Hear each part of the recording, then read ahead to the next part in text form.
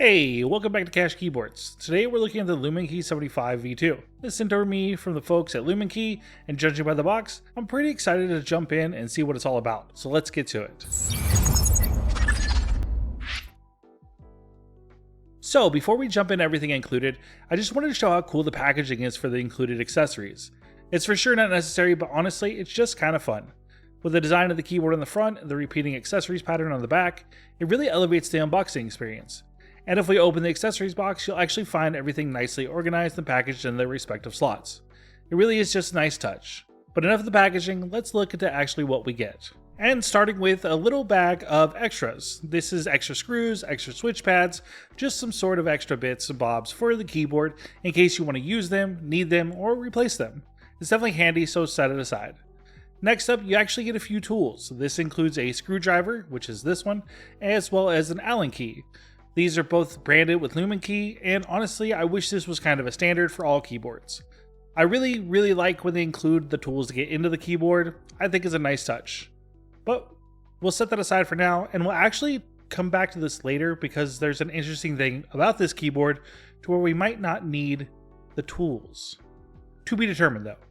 Next up is your combination keycap and switch puller. This is just a combination puller, handy for getting your keycaps off and your switches out. Lastly is your braided USB-C cable that is coiled. Overall, really beautiful cable, nice and thick. The braid is really nice. It's not too taut. It has nice flexibility. Overall, extremely nice quality. Really love to see that. But that brings us to the main star of the show, the keyboard itself, the Luminkey75 V2. And as you can see, it's a little different than the V1. And while they both had scroll wheels, this definitely has a standout scroll wheel that's a bit different. Along with that, you still retain the cherry edge, which I do really love. I think it's a beautiful look. Also, with the scroll wheel having a notched out area, I feel like it brings down the proportions of the keyboard to a little bit more stunning and a little bit more eye appealing. Also, the fact of the finishing on this keyboard is insane. It's one of the best finishes I've ever seen in this price range, and honestly, they knock it out of the park each time. I'm really a fan of their finishing and their CNC work, and I think Luminkey kills it. And they did it with this. This keyboard is definitely a head turner. If we flip it over the back, we can see that the design doesn't stop at the front. We still have the nice beautiful weight, it still has a nice angled bevel, as well as a little badge here, and honestly, it just looks really good. Now, there are no adjustable feet on this keyboard. You do get the solid 4 rubber feet, so you won't slide around anywhere, but there's no adjustments. So I would just say a 7-degree typing angle is a standard typing angle, so it feels pretty good for most. Now we flip it over the top edge, we can see that we have our USB-C port, which is in the middle. Also note that I would keep a microfiber towel around because I've been building keyboards all day, so my fingers are a little greasy, and you can definitely see a bit of smudges. But nothing a microfiber can't take care of, so I would just kind of recommend having one on hand. Now I do want to note that this is the wired only version, so this doesn't have any batteries in it, but I still notice that it's pretty heavy. So we want to pull out a trusty scale here, we'll throw it on the scale and see what it comes in. And just as I thought, at 1.9 kilograms, it makes it a pretty heavy keyboard. This is just over 4 pounds, and honestly, I dig it because I like heavy keyboards, but make sure that if you're not into heavy keyboards, maybe this isn't the choice for you. But if you are into heavy keyboards, this is definitely a solid choice. But with all that said, I think we really need to dive into the keyboard to see what's different, see what's included, and see if we like what it has to offer. So let's go ahead and grab a keycap puller and just start diving in. Now that we have a keycap off, we can start with my first bit of confusion. While this is a nice looking keycap, it says that it's PBT die sub, but it actually kind of looks like PBT double shot. But all in all, it is a nice keycap. It's not the best in the world, but it's also not the worst. The legends are clear, the colors are good. So yeah, just a little confusion on the die sub versus the PBT double shot, but all in all, not a bad keycap. Next up, let's take a look at these switches. These are the Luminkey Astral switches. They're a 45 gram linear switch with a PC top housing, a palm bottom housing, and a palm stem. Overall, they're pretty nice. They're not too shabby. I would say they were worth another lubing job. The lube is very minimal and they feel a touch scratchy at the bottom, but overall, definitely not bad out of the box. If you don't want to lube them, you wouldn't have to. I would just say that if you're in the market and you're going to keep these, I would definitely lube them to my preference. Next up, when I was actually checking out the keyboard when I first opened it, I noticed there was a minimal amount of stem wobble, so I definitely want to check that out. And if we grab our tweezers and just give our stem a little rattle here, there's definitely a minimal amount of stem wobble, which is pretty cool. Alright, so we've checked out our switches, we've checked out our keycaps, but I think we need to continue diving into this keyboard, so let's go ahead and get these keycaps off and these switches out. And just like that, with some movie magic, we have our keycaps off and our switches out. The first thing we see here is we have a polycarbonate plate with no flex cuts. And that's actually my preference. I don't really like flex cuts. So for me, this is a win. We'll go ahead and grab our tweezers and check to see if our stabilizers are pre-lubed, and they in fact are. Also note that they sounded pretty good straight out of the box, maybe a touch of lube, but other than that, they were pretty good stock. So nice to see it. Now, from here, this becomes the fun part. It's really easy to get inside this keyboard. Like super easy. You don't need any tools or anything, and as you can see here on the side with a small profile, you would think there wouldn't be room for a ball catch system. But if we lift off the top of the case, it detaches and voila, you're now in the keyboard. And you have the top of the case in your hands. From here, we can definitely tell that it's a solid piece of aluminum. It is milled solid. And there's no bends, it doesn't flex, nothing. You can also see that the ball catch system is a bit lower profile than others, and it's really, really nicely done.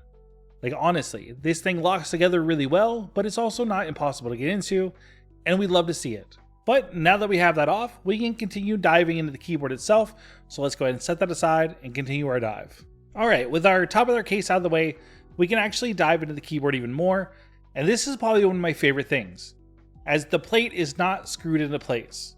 You can lift off the plate with the foam without having to remove the PCB.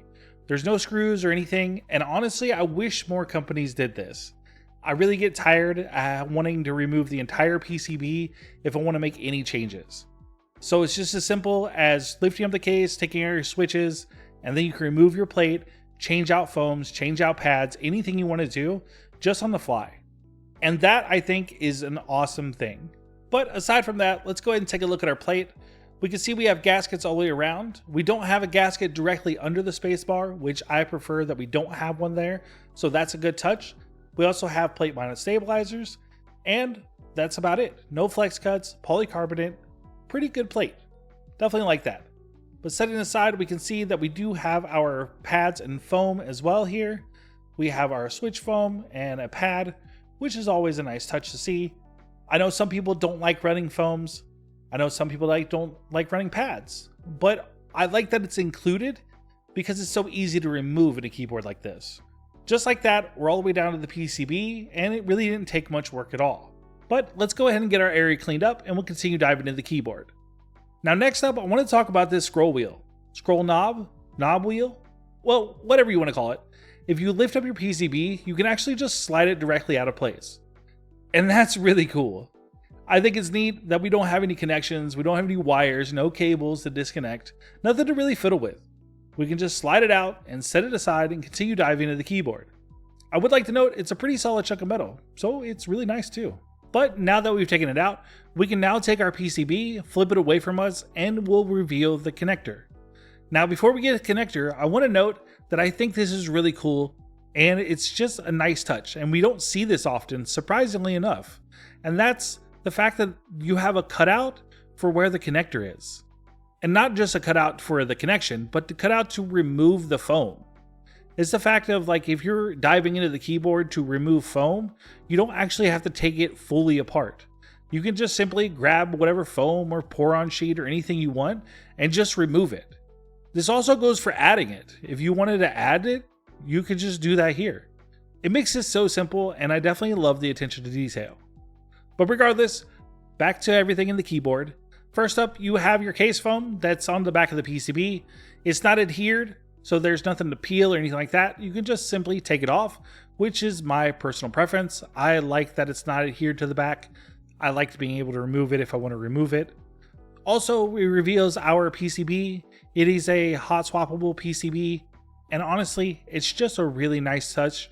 It's a gorgeous PCB. Luminkey always kills it with their PCBs. I think it's cool. There's also different compatibility with their PCBs depending on layouts, which is always a nice touch. At the bottom of the case, you'll actually find some pour-on foam. Again, it's easily removable. You can just take it clean out or keep it in, depending on what you're going to want to run. I do want to note that if you remove all the foam, be very careful because you don't want to short out the keyboard or anything like that with like electronic components touching metals. So I always recommend running at least one sheet at the bottom of something, so that way you don't mess up any of the PCB or components. But now that we have everything out of the way, let's go ahead and grab one of the tools that was included with the accessories and continue diving into the keyboard. Now we're actually only going to use the Allen key because that's the only one you really need for this keyboard.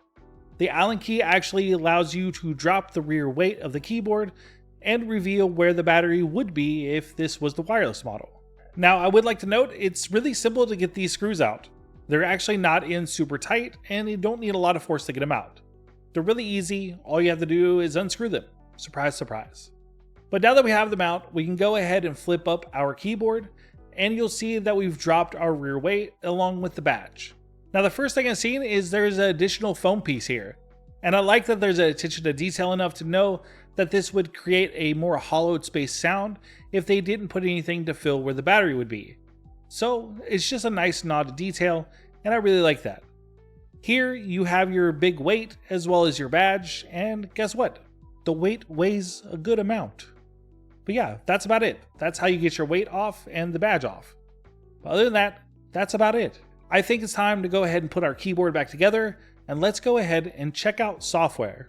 So when it comes to software for the Luminkey75, you're actually got two versions, and one is VIAL for when you're in wired mode or have the wired only model. If you have the wireless model and want to change the wireless stuff, you'll have to use the Luminkey software. But since I have the wired one, we're going to use VIAL. So it's really simple. Head over to VIAL's website. We're going to use the web one, so we'll start VIAL web. We'll hit start VIAL, and then we'll just select our keyboard that is plugged in. We'll hit connect, and then we'll start it right up. Once you're in, now you can change all your keyboard assignments. It's super simple. It works just like VIA. If you select a key and then select a corresponding key below, it changes on the fly. It immediately changes it. You don't have to download anything. You don't have to apply anything. Once you select it, that's what it's assigned to. So now my A is an escape key. I'm going to change it back to an A key so I don't get confused. But yeah, that's it. It's really simple. You can adjust layouts, macros, you can do combos, you can do QMK settings, you can even matrix test your keyboard, you can change different layouts depending if you're running ISO or ANSI. There's all kinds of options in here. And to be honest with you, you would need an entire video to go over all the options and things you can do with VIAL to a keyboard. But this is the way in. If you want to check out the software for yourself or set up anything, this is how you do it. But now that we've set up everything and we have it functioning the way we want, let's go ahead and give it a listen to see how it sounds like stock out of the box, and then maybe with a little bit less foam.